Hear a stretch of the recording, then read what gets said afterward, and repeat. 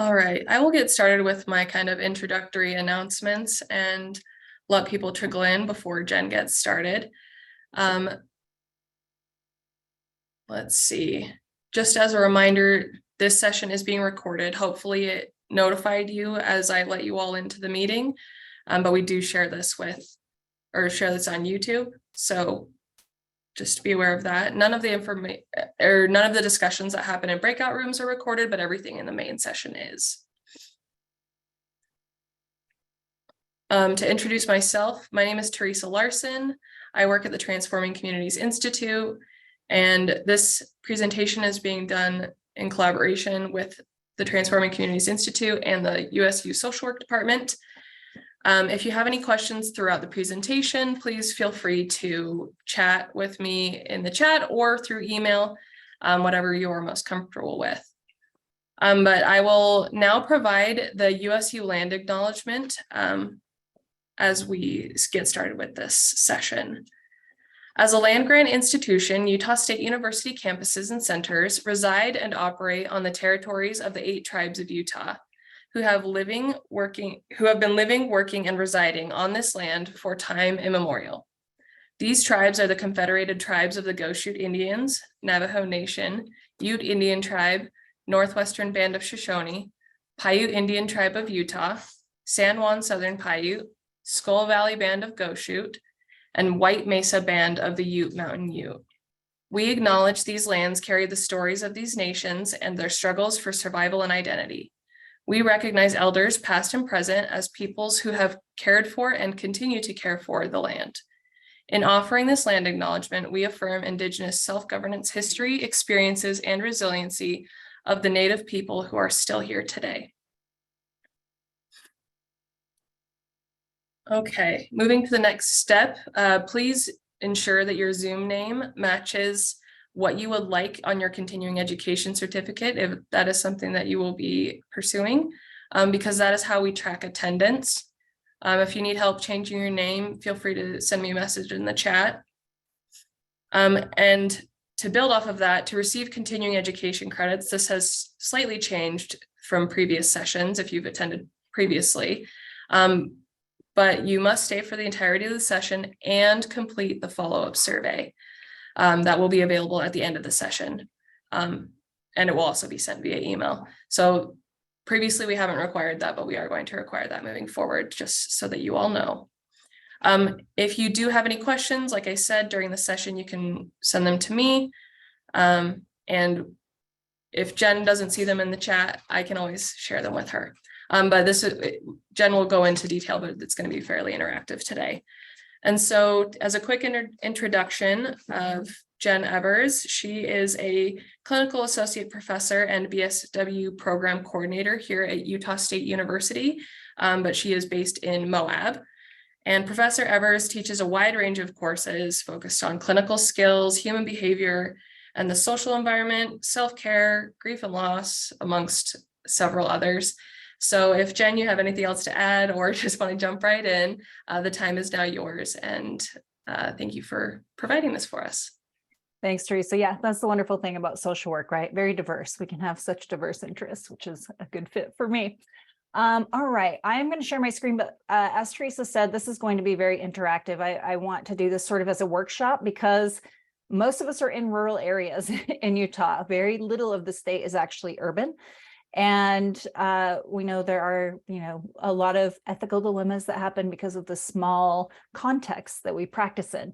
And so, yeah, we'll get into some details, but I'm going to have this more workshop style. And so I want folks to be ready to talk with each other. We're going to do breakout rooms and things like that. And certainly want to talk about, things that have come up that maybe we don't address that you'd like to process through. I'm a big believer in peer consultation. I think that is an extremely important part of what we do.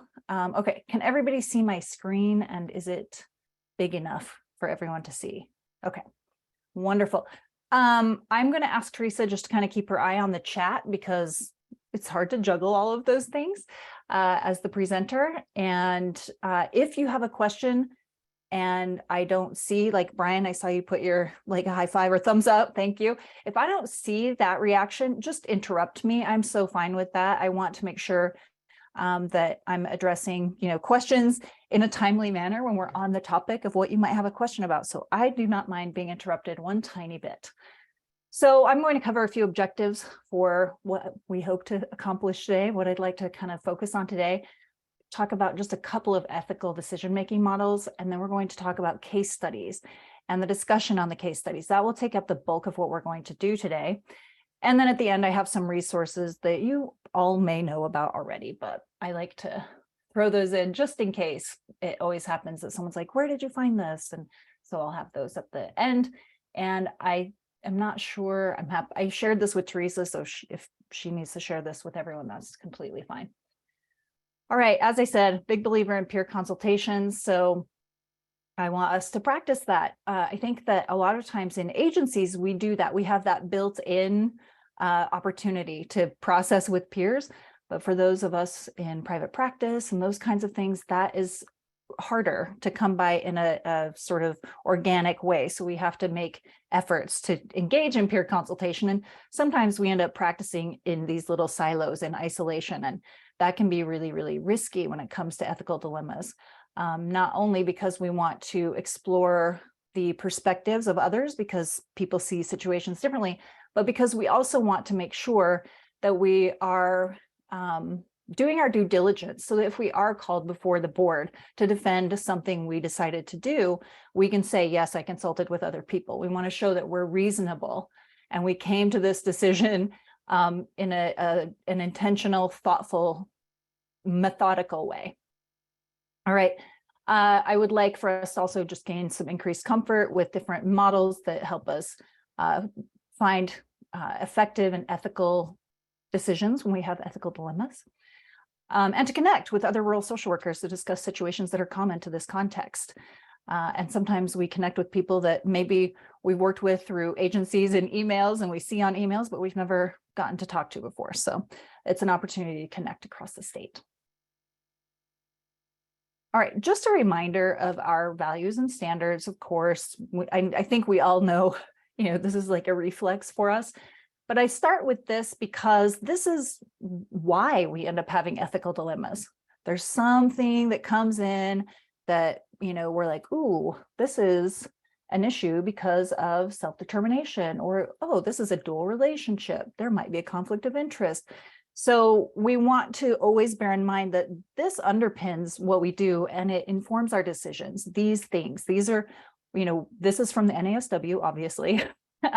These represent the social work profession. This is what we're always kind of practicing from, is this framework. Questions on this so far, or comments even?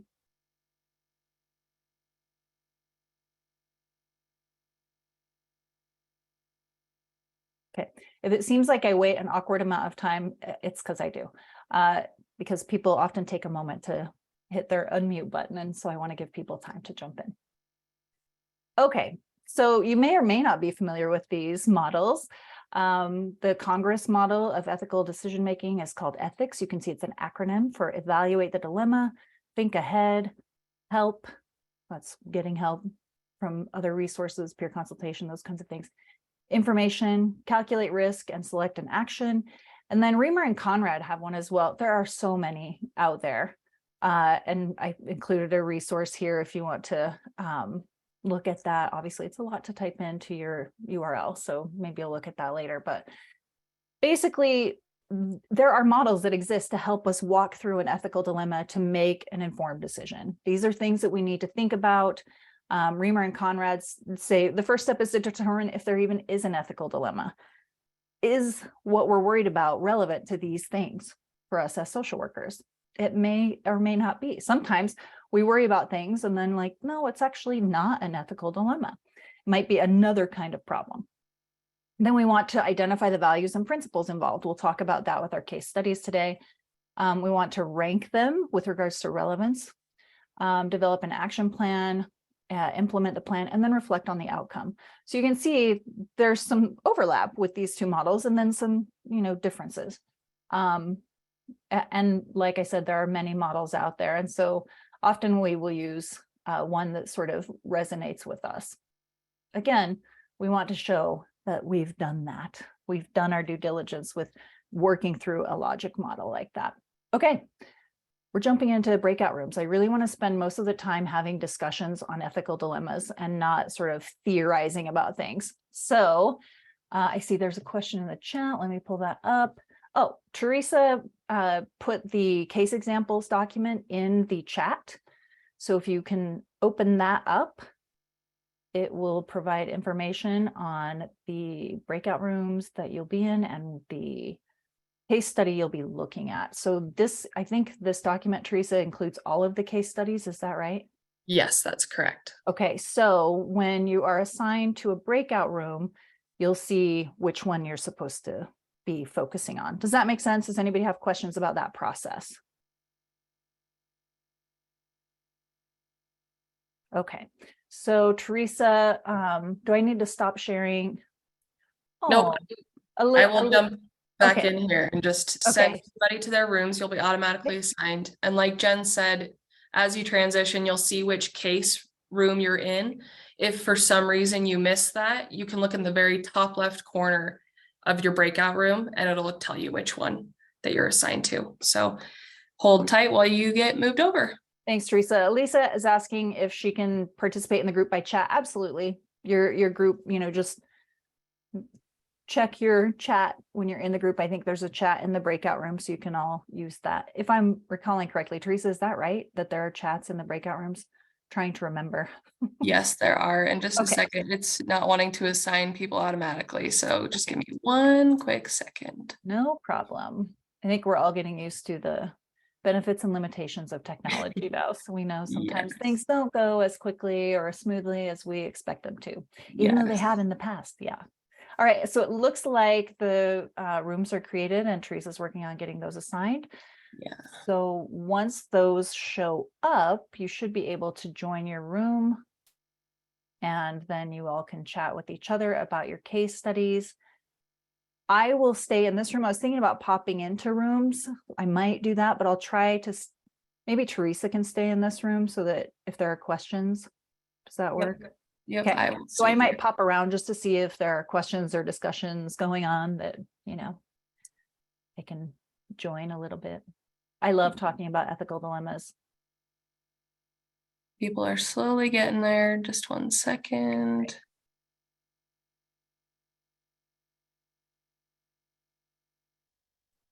All right, everybody should be back now, Jen. Okay. Can you hear me? Yes, sorry. When I share screen, things move, so I can't figure out how to make sure everything's in order. Okay.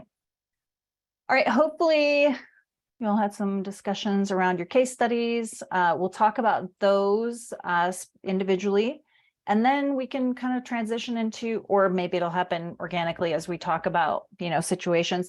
I just want to remind everyone that because these will be posted to YouTube, and, we're all professionals, but we should still be mindful of confidentiality. So if we're sharing, we want to change identifying information enough and only share the relevant aspects of a case if we're going to staff it here in the group. Because this will be public information. So just a quick reminder there. Okay, so when we're looking at the case studies, these are some questions maybe you all discussed. If not, I'd like to discuss them as a group. So can we go like group by group, or someone can volunteer first if they're interested in volunteering to talk about their case study first, maybe give a little synopsis of what the case study was, or what you feel the ethical dilemma was, if there was one in your case. If nobody volunteers, I'll have to pick on people.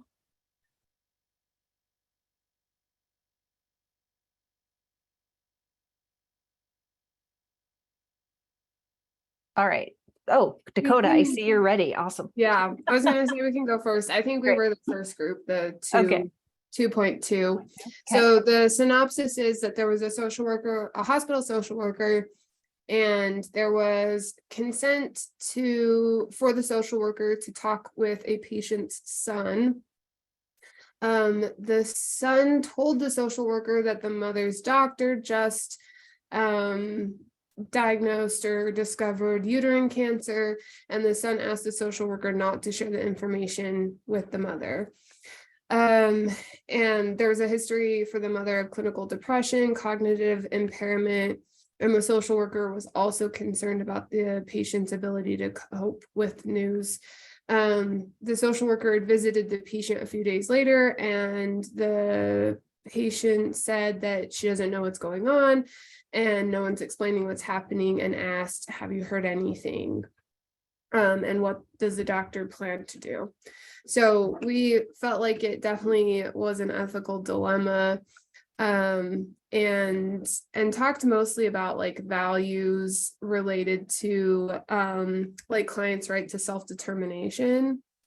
And then we also kind of put ourselves in the patient's shoes and talked about like how it would be really important to be informed of like conditions or medical things going on with yourself, and that like our decision would be to tell her what is happening and then to help her cope with the grief and the news of that. So that was what we felt like was the best choice, just because of that value of like self-determination. And there was another one that I think it was Jolene mentioned, but I can't remember what it was. So, anyway.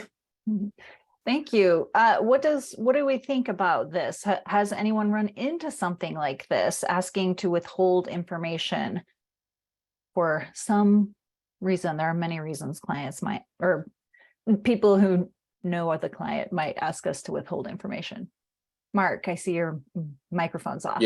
So I work in post-acute setting where, you know, hospice and things like that. And we've had families say, oh, don't let them know that they're on hospice, or don't tell them that they're dying or whatever. And it's such a struggle between that, you know, because maybe they do have dementia, maybe they can't, you know, they don't know what's going on for sure.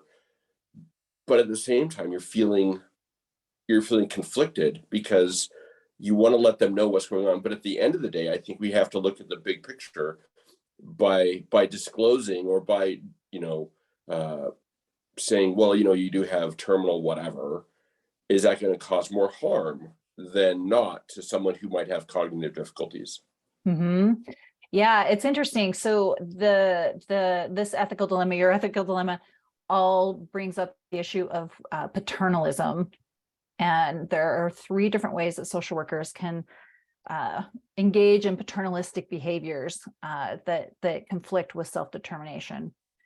And one is called passive paternalism, and it's when we withhold that information with clients because we or someone else thinks that it's for their own good, which is sort of like case 2.2. And then there's active paternalism, which is when the social worker lies to clients and deliberately provides false information because they think that it's necessary to protect them from their self-destructive tendencies. An example of this is similar, kind of, Mark, to what you're saying, but not exactly, because yours is definitely different than this. But being dishonest when a client asks about the likelihood of being released from a psychiatric hospital in the near future, when we actively provide misinformation or lie because we don't want them to get discouraged or get upset or get self-destructive. And then the third time is, I feel, the most subtle way, which is when it sounds like the most dramatic. When a social worker physically interferes with a client or attempts to influence a client in a way that the client resents or rejects. The physical part is pretty big, right? If we're physically doing something, I think most of us know that's a big no-no, generally speaking. We could, you know, there's holds and things that people are trained on. We're not talking about that. This would be, for example, the worker trying to convince or even force a client who's struggling with homelessness to go to a shelter for his or her own good because of the threat of sub-zero, very freezing cold temperatures, even though the client says they don't want to go. So those are these paternalistic behaviors, and there's another term called pseudo-paternalism, which is when social workers withhold information from clients or deceive them, persuade them, interfere with their self-determination, and claim that those actions are necessary to protect the clients, when in fact, it is for our own interest. For example, 2.2, that case that Dakota just discussed, has to do with pseudo-paternalism if the worker was uncomfortable disclosing the information and that's why they didn't. Does that make sense? There are these little nuanced ways that we kind of step on the toes of self-determination. It can also take place if we sort of pressure a client to obtain services elsewhere because we're tired of providing services to them. And that is a really blunt way of putting it, because nobody says, I did this. We don't think, I just did this. I'm sick and tired of seeing them. But sometimes we're like, oh, I'm fed up. I can't do anything. Sending them elsewhere. They don't want to go. So these are little fun nuances when it comes to self-determination and paternalism. There's always that tension for social workers, navigating those things. Mark provided a great example of a real life scenario in our state with, and I'm sure he's not the only one that has situations like that. Other discussion on this or paternalism, or we have another case that has to do with a similar, self-determination issue. Let's see, there's something in the chat. Let me peek at that. Oh, it's the case examples. Oh, Rebecca said, and I don't know when you said this because it's been a little while. It's like, whose anxiety are we treating here as if we know best, right? That's the paternalistic piece, right? We know better than they do about what's best for them. And clearly that goes against our value that the client is the expert in their own life, right? Client-centered care and self-determination of the client is so important to address. Yes, yeah, thank you so much for commenting, Rebecca. In the chat, I'll keep an eye on that too. It pops up for me. Other comments before we move to case 2.3. All right, who was in the group that looked at case 2.3? It was about domestic violence shelter. I was in a group. I was in that group. Jen. Okay, great. Thanks, Diane. Will you just provide a quick synopsis? Sure. Well, we talked about self-determination, and sometimes I think you have to put it in its category. One of the things we learn about ethics is there's categories. Is it a life-threatening situation? That takes precedence in your judgment over self-determination. Of course, being a professor, I can categorize these, but so to me, you have to consider that, right? Where does this place? And because she was beaten, just so everyone knows the case, if you didn't read it, she had a husband that was an alcoholic and had been abusive. She'd been in shelters about 3-4 times for several days. And in this particular case, when the social worker ran into her, she'd been beaten pretty bad. So, the social worker felt like they needed to influence her to come back into the shelter. And because it's a life-threatening situation, I think influencing her, some of the things some people brought up was, if you have a good relationship with them, that's important, right? And maybe reaching out to some of their support systems with their permission that might help to encourage them as well. And in the end result, certainly she would have her self-determination, but I think certainly trying to influence her to consider coming in is really the top priority, right? Because she's in this life-threatening situation. That was my take. I don't know if anyone else wants to say something that was from our group or others that looked at the case. Yeah, the domestic violence issue is a really tricky one. It's the one people struggle with most when we're talking about, do we report? What do we do? Those kinds of things, because it is a really unique situation. We know very recently in my very own community, we had a really nationally covered issue with the Gabby Petito case and the things that went on there. And oof, that's a mess. Yeah, I mean, yeah, that's a big mess and. yeah, worst should case people have- scenario. You Yeah. know, should people have gone in this direction and forced the issue and kept her, kept Yeah, her safe or whatever in terms of how that was looked at, but yeah, I think too, one of the things you'd need to check on, does she have a safety plan in place? And if not, that needs to be done, right, certainly. yes. And yeah, Yeah, I would love to hear from folks if people are working with, people who experience domestic violence, in any way, your perspective on this.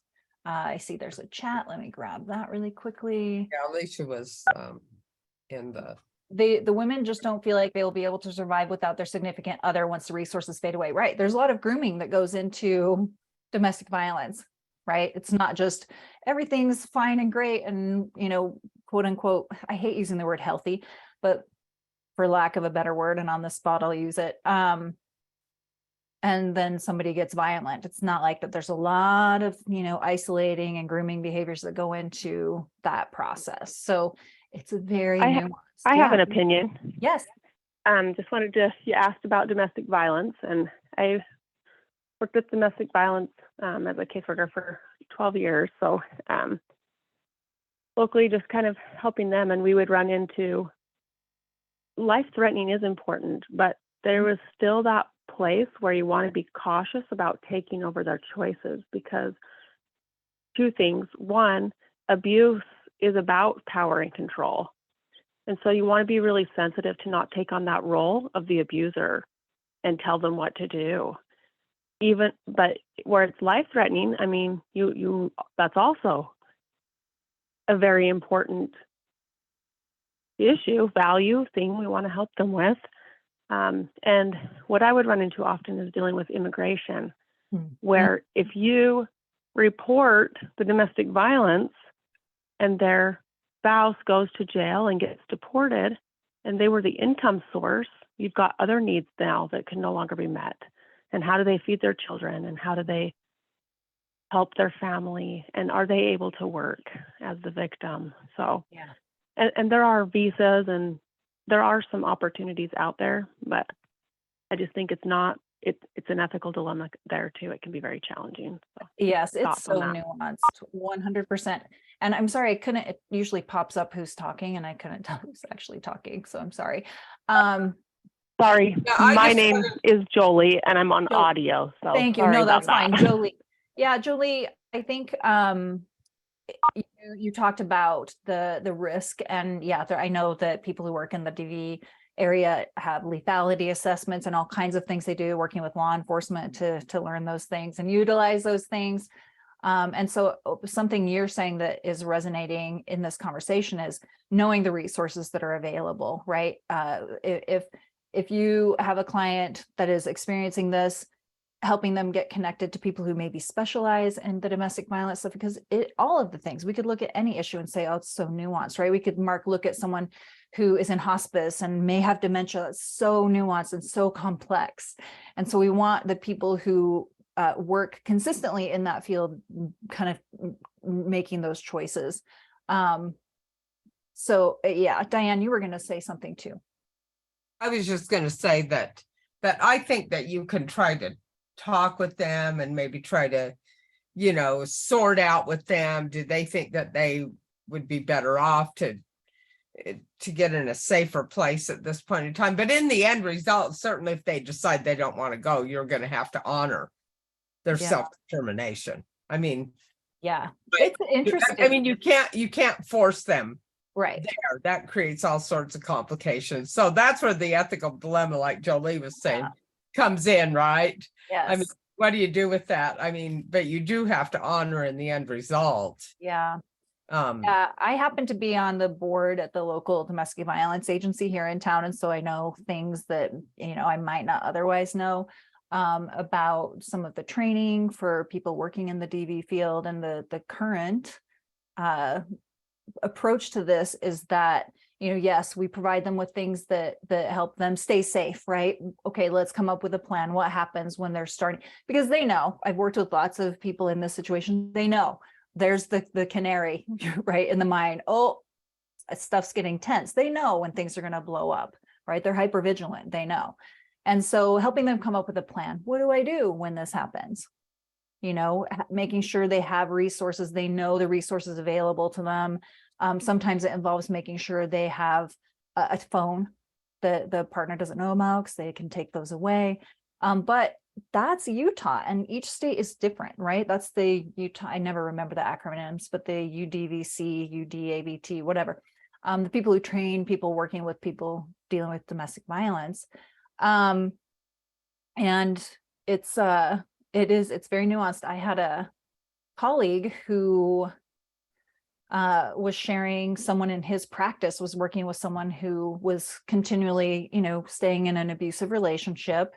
And she finally said, I can't work with you until you leave, which, most of us are a little taken aback by that. And eventually the woman contacted her years later and said, thank you. You were the only person that made me, so you just don't know how they're going to respond. That is not how we're trained to respond in Utah. I was kind of surprised by that, but interesting. It's so interesting. Aaron commented, express your concern and educating the survivor on similar situations, complete a risk assessment to show them how dangerous their situation may be. Yeah. Yep. We want to do our due diligence and then say, okay, you're a consenting adult. You know the risks, you have the safety stuff, you can, make your own decision. Because if we don't, then we start engaging in that more kind of active paternalism. And yeah, it's hard. It's hard when we see people.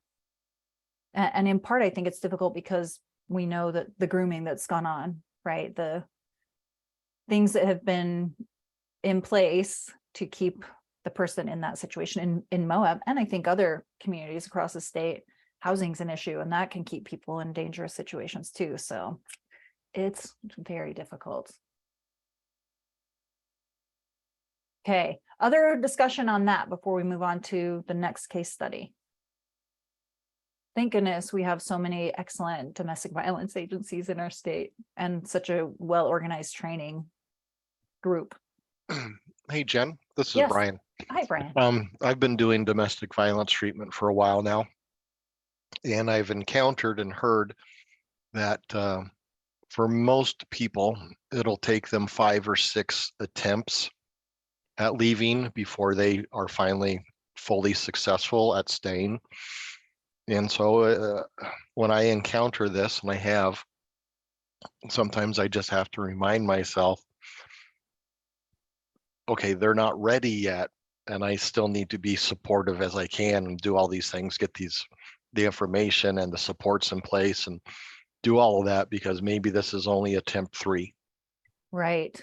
And it's really is a process, and the fears are very, very genuine. They're quite Yes. real and overpowering. And it's the process of working through those fears. Yes. Yeah, it's interesting as you say that, it made me, in my brain, I connected it to sometimes working with people with substance abuse issues, right? It can take time and time and time again. And as professional workers, sometimes we just need to be aware of how we're frustrated or worried, and that's kind of ours, and be able to evaluate it on, is this something that I need to intervene in, or is this just me stressing out because I'm a little impatient with their time frame, meeting them where they're at? It's hard. It's really hard, especially in situations where you see, people in harmful situations, whether it's drugs or abuse or, whatever it might be, many potential situations. So yeah, thanks for bringing that up, Brian. It makes sense that it would take more than one try, right? Anytime we're learning something or trying something new, we are rarely successful on our first attempt. So it's good reminder. Other thoughts?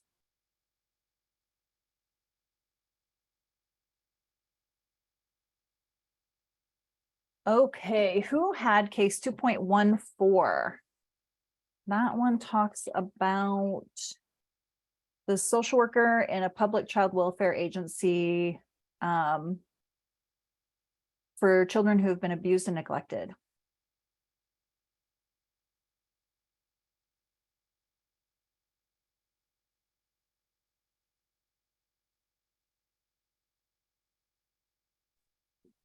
We had that one. Oh, good. Okay. All right. So Can you just, give us a little synopsis and then Yeah, talk to for us sure. about what you all discussed, and we'll discuss as a group. yeah.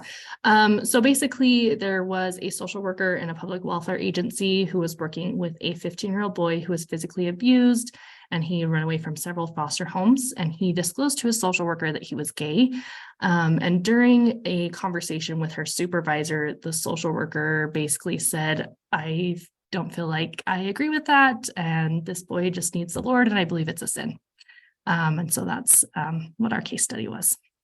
Yeah. What did you all come up with? What did you identify as the ethical dilemma, if there was one? What issue would we be looking at? If you want, I can go back in the slide. So we talked a lot about how we can't impose our values on clients. And so we looked at this from kind of two different angles from the supervisor, because it talked about how the supervisor was unsure about how to respond to this. Yeah. So we're looking at it from the supervisor's role. And so the supervisor kind of has to tackle how to approach this with the social worker, and then also looking out for the client as well. And so doing some exploration with the social worker, navigating those values. Is this something that's going to affect the client, or is it something they can work through together? As well as making sure that the client is not being coerced in any way, they're not being devalued in any way. Something that was thrown out is this client going to need a new social worker, or can we work through this? Because where this is a client who is in foster care, they probably have been through several different foster homes, several different caseworkers. And so is changing a social worker the best scenario for them? And someone pointed out as well that if he's opening up to a social worker and letting them know what his identity is, then that means that they probably developed a pretty good relationship at this point. So that was something that we also talked about. Yeah, you all got sort of a hot topic one, right? Because we know the political environment in the US right now is kind of, there are extremes on either side. And so I think these issues really do come up, and we do as professionals have to grapple with some of these things. So I'd love to hear from other folks about, what you see, what should happen in this situation in an ideal world.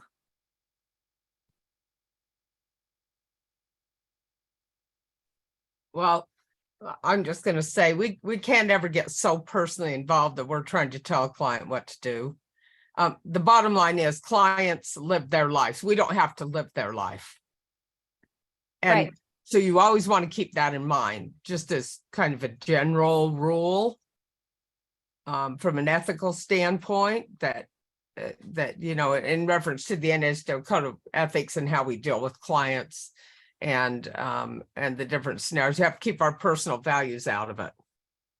Yeah, it's tough. I have this saying, Diane, I don't take the credit and I don't take the blame, right? When clients do something and it works out, that's because they did it. They made that choice. They did the work. When they make a choice and they're not happy with it, that was their choice. They did that work. It didn't work out. Because it is their consequence, good or bad, right? That happens. And so trying to stay out of it. But I think you hit on something there where, really the issue here is a client's values or cultural norms conflicting with the social worker's values and cultural norms. And so what do we do if we're the worker or the supervisor? Because I think the case study, like you said, Emily, kind of says the supervisor doesn't know what to do. The supervisor of the social worker. Something else that we talked about in that group was just how long the caseworker has been a caseworker, because there's so much turnover. Maybe they're very new to this, and it's the first time that their own values has been brought to light in this manner. Yeah, and so they've been challenged that way. Feels like it could be something to explore with them and to help, support them and educate them so that they can manage this first time if it is. Yeah. So you're saying the supervisor needs to work with the social worker just on recognizing that, hey, these are your personal values. What are your professional values? Because this is what you get paid for, basically, at the end of the day, right? This is what we're responsible for over here. It's hard. It's hard to tease those things apart sometimes, isn't it? Yeah. Yeah, Sunny Nielsen in the chat said, it isn't my place to judge them, it's to be a positive support. Dakota said, I would ask how they navigate things with other clients who might be engaging in behaviors that religions believe as sins, like substance abuse, premarital sex. If you were the supervisor, Dakota, yeah. So almost, Dakota, you're talking about kind of using a technique that we use with clients, right? Oh, how do you manage this in other ways? And in some ways, as a supervisor, wanting to see how do you manage these things now that I see that you're struggling, and just see, you know, how they're making decisions, because that's really what the supervisor wants to see, right? How are you making decisions when you're confronted with something like this? What do you consider? And helping them think of the things that they may need to consider if they aren't aware. Like you said, Anna, like kind of using that as a teaching time. It's a really important process for a supervisor. Yeah. Yeah, and there's another comment in the chat that I think is an interesting perspective. Yeah.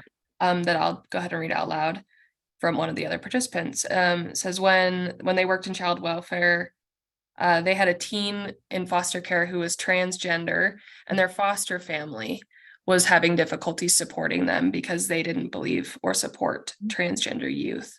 And so, yeah, in the comment, they talk about how they helped that family navigate it. And I just think that's also a really interesting perspective of balancing social work ethics with safety of the child and also supporting the foster family. Yeah, absolutely. I'm sure many of us have had a client disclose something that they're really anxious about sharing with their family because they're concerned about rejection, whether it's, you know, I don't identify as the same religion, or I am gay or trans, anything, right? That family of origin or that support family is so important to them and impacts their lives so much. So how they respond to things really matters. So other thoughts on that, if you've experienced that, how you handled it, things you think people need to consider. You know, it's really easy to say, well, these are our professional values and we have to do it. But what if you genuinely feel it's wrong? That it's not always so black and white, right? When we look at our ethics and we say, well, of course you do this, you know, there's so much in the gray where we really live.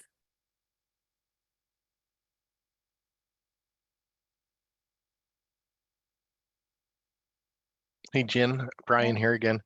I'm just thinking about a a lady that I've been working with for a while, and we've bumped into a number of issues, but a comment she made to me a few weeks ago, she was bringing up some faith difficulties that she's been struggling with, and what she said to me was, at the end of our session, she said, I'm grateful you didn't turn this into Sunday school, because that's not what I'm here for, but that's what I've gotten in the past.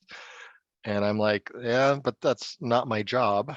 And whatever beliefs I have, those are mine. And my job is to help her with whatever she's struggling with. Yeah, you know, Brian, I feel like really what you're talking about in one word is boundaries, right? These are my beliefs and that's me over here. And meeting a client where they're at is saying, okay, your values and beliefs, and recognizing that you are entitled to your own values and beliefs. And my professional value is to treat you with dignity and respect, and to be aware of the diversity that may exist and to work with that. Yeah, it's hard. It sounds easy. It's not easy.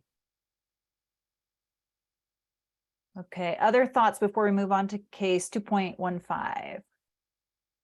We're almost at 1 o'clock, so we have about 30 minutes left. Oh, I see a chat. Maybe that's the one that. Oh, yes, that's the one with the Rima. Maybe, I hope I'm pronouncing your name correctly. Mentioned. So yeah, make sure to look at that. Teresa was talking about that. Okay, who had case 2.15? This one is about the son of the Cambodian immigrants.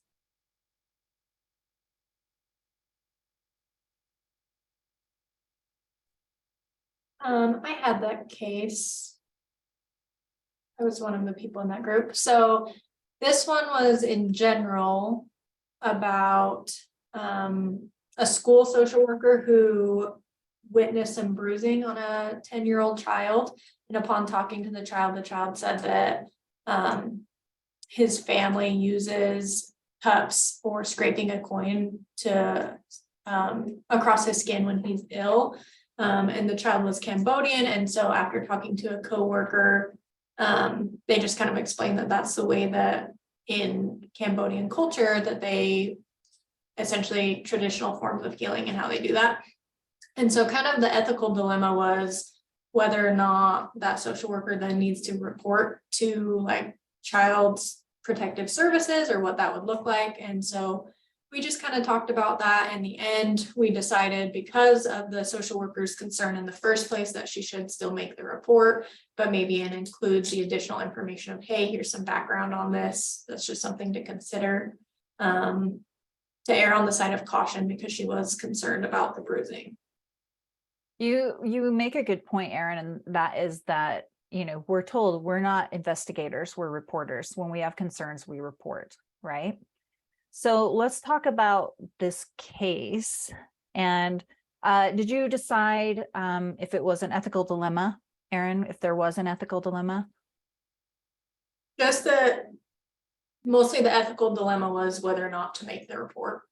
Right. Do you know where would you say this fits into? What value are we looking at that might be, you know, kind of in question, or where are we having a conflict? Does that make sense, that question? Yeah, we actually had not talked about that. That's okay.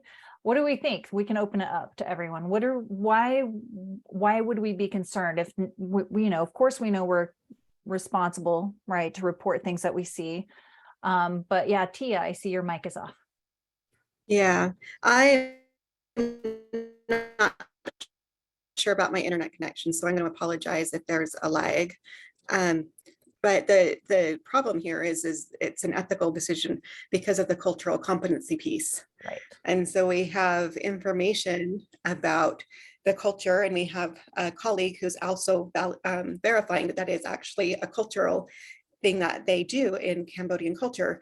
And so now we're in an ethical dilemma as to there's the law, but there's also this cultural competence piece. And it's not really a straightforward case because we have information that says this is the way things are done here. And then I have a lot of concerns about reporting it to DCFS, and what I don't know what the immigration status is with the family and how that will impact them in the long run as well. So that, I think that will answer your question. Is that right? Yeah.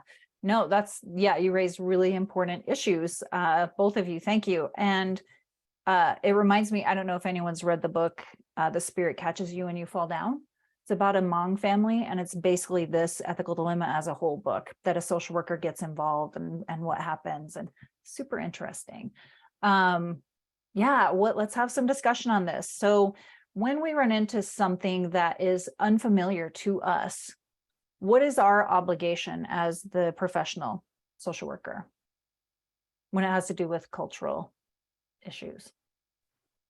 To be cultural competent and to like self-determination and all of the things that we've already been talking about for the client and their families, right? Yeah. And so if we don't know, what can we do? If we have a client that says, oh yeah, this is what my family does to take care of me when I'm sick or whatever, what is our responsibility? And Tia, this is open to everyone, so don't feel like I'm putting you in the hot seat. You're welcome to answer, but don't feel on the spot. I really want this to be a safe space for people to say their ideas, because we get in these situations where we're like, oh, I don't know what to do. And it's important to be able to talk about it, to say the thing we think and be able to process through it without feeling embarrassed. Terry, I see your mic is off. I think that it's important that we do what we can to educate ourselves and talk to others who may have had experience with this particular culture, so that we can best help the client we're trying to serve. Yeah. That's sort of our responsibility, right? The NASW puts that on us, says we need to understand culture and its function in human behavior, right? There's all sorts of fun things in the code of ethics ethics.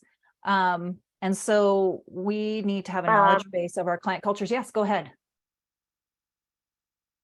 I don't know the answer, Yeah, but no, that's I okay. wonder what everyone might think about like approaching the parent or the family directly and being like, hey, informing you, are you aware that in the culture that we're living in, that this particular law, and explaining our side of the story and then asking for their side, tell us more. We have an understanding that the child's, they have bruising, and they said this is what the report was, and tell us more about where that came from so that you can be informed before you make a determination, and they can also be informed. Maybe they're not aware. Right. Yeah, I think you raised such an important point, which is connecting with the family, right? School social workers, which I believe is the social worker in this case is a school social worker. I've worked in schools a lot. We're liaisons between the school and the family and the community and the kids that we're working with. And so being able to connect with the parents and have a relationship with them, and maybe even help them, learn more about their community and help them find resources in their own community. So we're saying, we're not trying to force them into a different cultural box. We're saying, hey, here's some resources, meeting them where they're at in your box. Not that I'm trying to make us all in separate boxes. It's hard. These situations are very tricky. And, at the end of the day, I think Emily, were you the one or Erin said, our responsibility is to report when we're concerned.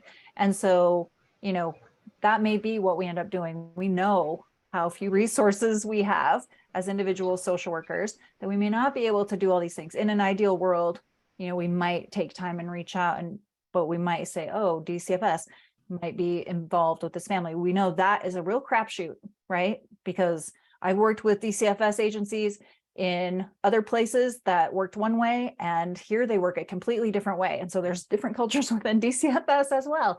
I saw somebody's mic off, and then they wanted to say something. Raymond. Yes, yeah. It's Claire. I have to put my legal full name in. I'm sorry. Yes, Claire. Thank you for just so you guys don't have to keep worrying about pronouncing it wrong. It's a weird name, but I was just gonna say, as someone who's worked in child welfare in Idaho, and then I don't work in child welfare in Utah, but I see how it works over here. It is super different. But I will say, as from having that experience, we are mandated to report, but as far as a social worker who's not part of that, who needs to be the reporter, as much information probably is the best to gather. And then when it comes to child welfare, then we do all that cultural investigate, stuff like that, and put all the factors into play, and then decide if we open a case or not. So as far as an ethical standpoint, we should report no matter what. And then whatever information, whatever is going to help you keep that relationship with the family and all that is amazing. And whatever more information we can get in child welfare, but ultimately, ethically, it is the best to report. Yeah. And we know, thanks for bringing that up too, Claire, because we know, having worked in schools, we need to have a relationship with the caregivers, whether it's their, parents or their adoptive parents or group home or whoever. We need to be having a relationship with them, because if we make a call like this, it's going to have a ripple. I always made it a habit of telling people I was calling, because they're going to know. They're going to know it was me if I'm working with their kid. And then it gives me the opportunity to kind of let them know, to tell them what I shared and all those things. Just, it has tended to work out better for me to do that than to have them find out and then be very angry. What other questions do we have about this case? What other discomforts do we have with this case? It's hard. Brian. Well, it's not necessarily about this case, but it's a kind of similar, I think, maybe, to one I came across. Got a referral from the court to do an evaluation for a domestic violence situation, where a mom was referred for slapping her daughter. But in the culture, when a child is mouthy and disrespectful, any adult, parent or auntie or uncle or anybody, if a child gets out of line, that's their method of correcting that behavior. and it got reported and it went through the court system as actually domestic violence. Yeah. We never know But how it's gonna go. culturally, everybody in the family was okay with it. Right. Oh, that you're opening up a can of worms, Brian, because I think we could go down a rabbit hole with those kinds of things, right? When we're talking about culture, we're not talking just about different races and ethnicities, right? Each family has its own culture. Yeah, oof, I'm going to leave that alone because it's just way more. We don't even have enough time to get through all of our case studies, but oh, it's complicated. It's very complicated when we talk about culture. I think the takeaways that I was hearing is make sure you're connecting to people who do know, become as educated as you can on the culture of the client you're working with. You know, peer consultation, always, you know, creating those relationships, trying to find what resources exist within their culture. Yeah, it's tough. Do we have someone, because we only have about, well, we have 20 minutes left, but really 15 because Teresa needs to do some wrap up things at the very end. Do we have anyone that is really wants to talk about their case because they weren't sure what to do, or they think it's really interesting or relevant to a lot of different rural contexts?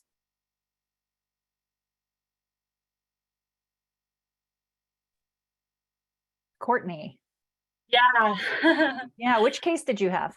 I believe I have, let me scroll the number. 2.24. Okay, great. Will you just give a brief synopsis of what that case was? Yeah, so it's about a social worker who is case manager at a shelter for the homeless population, and a police detective shows up one day to the front desk wanting to speak to the social worker about a murder investigation, and the detective then explains to the social worker that police found a jacket near an unidentified victim's body that had a piece of paper in the pocket with the social worker's name and telephone number. The detective showed the social worker a photograph and asked the social worker whether they recognized the person in the photo or not. And so the social worker didn't know what to do, whether the photo did not know whether the photo was the victim or the suspect. Sorry. And so the social worker was unsure whether to tell the detective that, because the person in the photo was actually a prior guest at the shelter. And so they didn't know whether to share that man's name to the detective as well. And so basically the social worker wanted to do some online research to get more info about the client's involvement in the circumstance.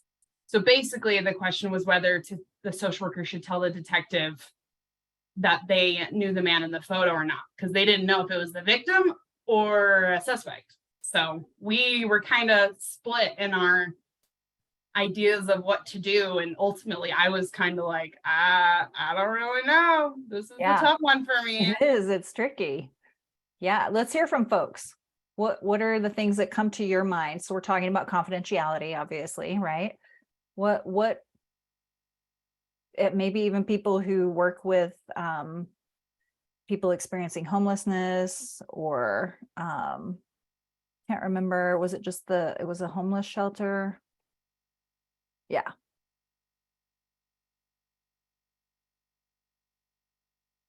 And remember, a lot of us are sitting here going like, "Ooh, what would you do?" Right? We would want to call some of you and say, "Oh, this is going on." So it's open to discussion. This is just so we can all kind of get ideas. I'll share some information.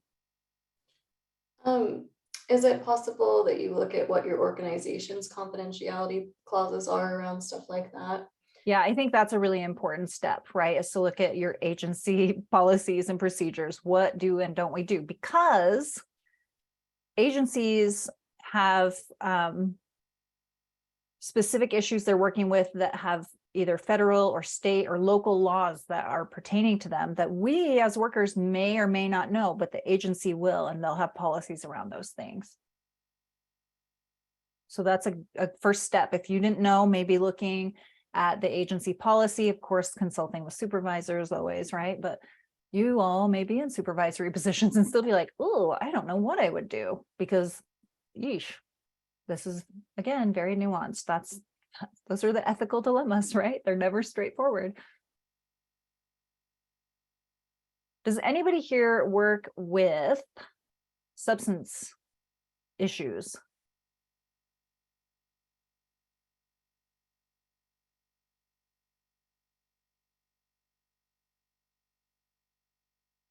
All right. So, oh, was somebody unmuted? Sorry, I didn't see. Okay. So I will share with you what the muckety mucks in ethics say about this sort of thing. So there are strict federal regulations that limit our disclosure of confidential information, right? And these protect broadly the confidentiality of records with respect to the identity, diagnosis, prognosis, or treatment of clients in connection with any program or activity relating to substance use disorders. So there is a federal law specific to substance use issues. So pertaining to substance use disorder, education, prevention, training, treatment, rehabilitation, or research that is conducted, regulated, or directed, or directly or indirectly assisted by any federal department or agencies. Disclosures are permitted with the written informed consent of the client to medical personnel in emergencies for research, evaluation, and audits, and by court order for good cause. So social workers employed by a homeless shelter would be obligated to adhere to these strict criteria if those legal conditions are met. In the case study, written consent would need to be obtained and disclosure needs to be limited to information relevant to the purpose for the reason they're asking for information, because it's a protected program. Now, here's what I think is interesting is the discussion on this was focused on substance use. And I think that's an assumption, because I didn't read this just now. I read when I picked it, but did it mention substance abuse in the case study, Courtney? Because I don't think it did. No, it did not. So I feel like they're making a leap. It might be a rational leap to make, but it's something we would want to bear in mind. So really important if you're working in substance use, whether it's education, treatment, all of those things, to be aware that there are federal guidelines around disclosure. It's not that different to how we treat disclosure anyway, right? We don't give information out willy-nilly. I think sometimes when police show up, we feel like, oh, I have to because it's the law, but we don't. We have a lot of protection. And in fact, even if a judge orders you something, you can say, no, here's why I'm not going to do it, because this is protected information. So, but we can feel anxious, like we're going to get into trouble. We're usually such law-abiding citizens that we want to be helpful, and we worry. I thought this case was really interesting, primarily because of the discussion on federal laws specific to substance use disorders, and so I wanted to bring that issue up. And I was going to, I'm not sure if I did, I'll have to look at the end. I was going to copy that that law. Oh, I did. It's on the last page, the resources. There's a link to that federal law, so you can look at it. And if you're in that arena, get some familiarity with it.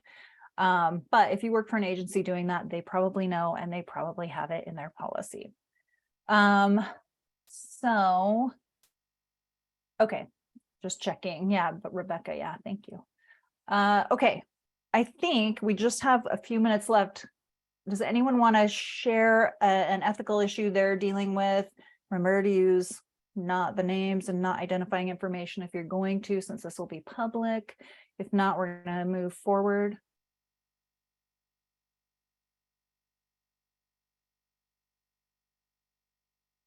Oops.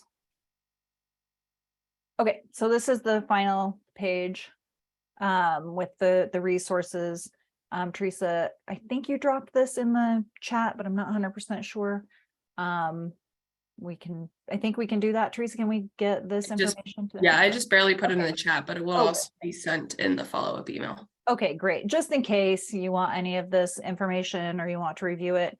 I think, again, when we talk about ethical dilemmas, of course, we're looking at our values, our professional values, and what we're obligated to do.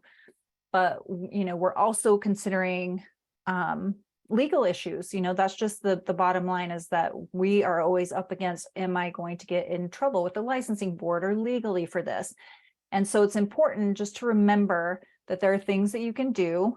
If you work in an agency, you can do some consultation with your supervisor and coworkers. If you're working independently, make sure you're doing peer consultation. It's not only a wonderful way to stay connected to other people, because this is a profession where we sort of have two lives. We can't go home and talk about our work to our families. This is very private. And so it's nice to have colleagues where, even though we're discussing confidential information appropriately, we can talk about some of the things, and people don't understand our profession, right? When we say, oh, I live in a really small community, I probably can't go to this event because my clients go there. I can't go to this place because my clients all go there. That's going to be challenging. And people who aren't in the profession don't get it. So it's always nice to stay connected to peers, but you'll want to show that you did your due diligence with making whatever decision you ended up making when there's an ethical issue involved. And the board wants to see that someone could logically come to the same conclusion. So just really important to understand those things and the role of peer consultation and what we're responsible for doing and the reason that we do it. There are so many. Any questions, comments, concerns before I turn it back over to Teresa?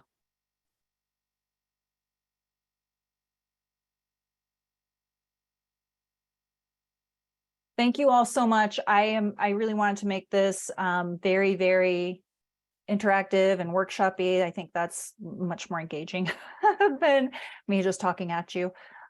So yeah, thank you all for your participation, your engagement. And you can always reach out to me.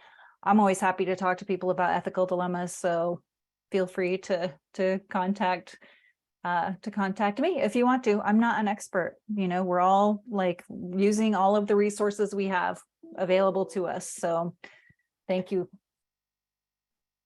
Thanks, Jen. That was a great interaction, and just being able to really work through some things together. And thank you all for attending. I just barely put in the chat the link to the feedback survey. So if you would like to do that immediately, you're more than welcome to, but also it will be sent in the follow-up email that I'm, fingers crossed, going to get sent out before the end of the day today. For you all to have. And for those of you that would like to have credit, the continuing education credits, you'll receive your certificate within 2 weeks of completing that feedback survey. And as a reminder, you have to complete that survey to receive the credits for this. We also host these events every month. It's on the third Friday of every month from 12 to 1:30. So if you are interested in participating in those monthly, follow us on social media, which I'm going to put up here in just a second. There we go. So you can follow us on social media. That's both the Transforming Communities Institute and USU Social Work. You can also, at the end of the feedback survey, sign up for email reminders and announcements about upcoming trainings. Next month's training will be about trust-based relational intervention, provided by Mark Anson and Tanya Pirtle, who both practice in trust-based relational intervention. So please keep an eye out for those announcements. And if you have any questions, feel free to stay on the call for a minute if they're for either myself or for Jen, and we would love to chat about anything that you have going on. Otherwise, thank you for joining us again, and we will hopefully see you next time.